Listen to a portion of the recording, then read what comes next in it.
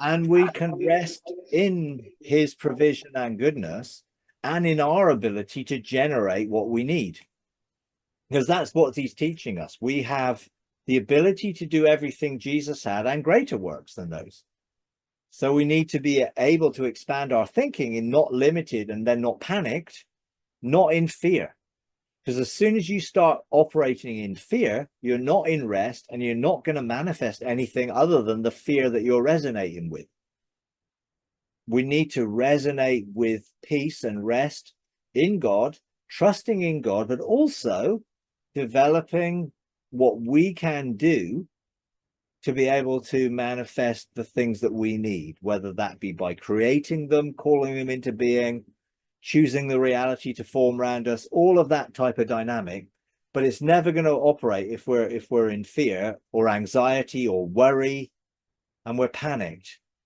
So we need to be ready, prepared for whatever is going to come in the future, because we're sons of God. You know, the earth is going to look to us. Creation is looking for us. The world is going to look to us because we will have answers where no one else does. And if they want answers, where are they going to look for them when their normal answers are coming from are gone? So let's say the political system doesn't provide the answers. Where are they going to go then? Financial system no longer provides the answers. Where are they going to go?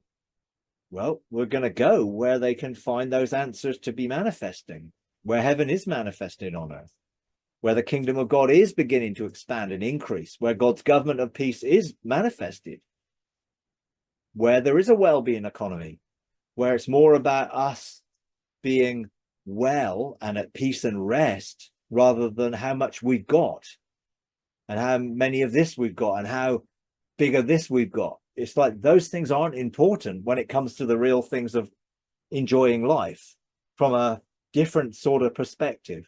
No, I'm not against having a nice house and a nice car and all those things. But actually, in the future, those are not going to be the things that we value. We're going to value being joyful and thankful and living in a state of rest, you know, rather than panicking and frantic and, oh, I haven't got enough. And, you know, all of the things that you can have in when systems begin to crumble, because you can't rely on them anymore. You know, and it's like, oh, well, the government's collapsed. Well, there's no social welfare anymore. No, but there's kingdom welfare, you know, and the kingdom of God looked after people. God's people looked after each other and looked after others. They weren't just in it for themselves. They were manifesting God's grace and mercy. You know, the early church were known for taking in those that have been thrown out, even rescuing babies that had been abandoned and things. They were known for looking out for the widows and the orphans and caring. You know, they even set up people to manage how they could feed and look after people.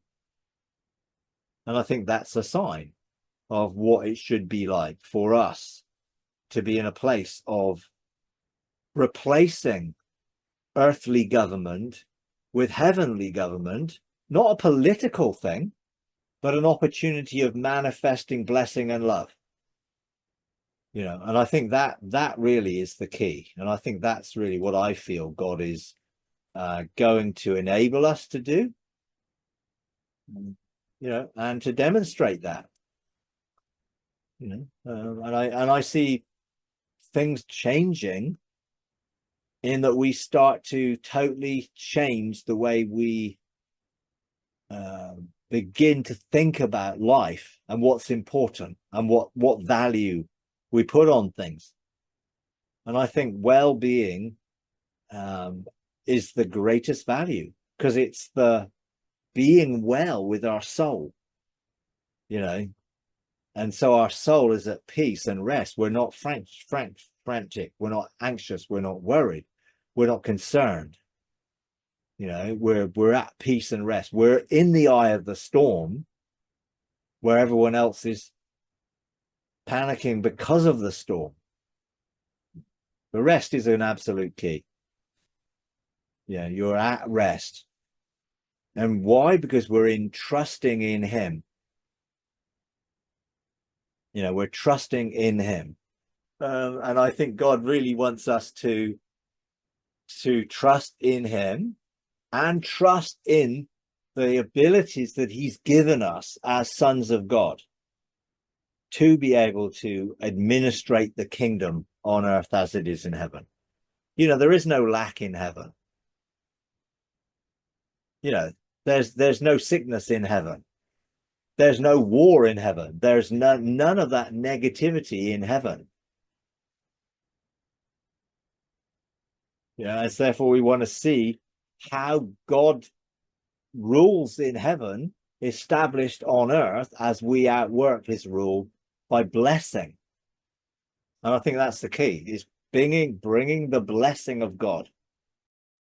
If you enjoy these videos, would you please take a moment to like, comment, and subscribe? It really does help. Thank you very much.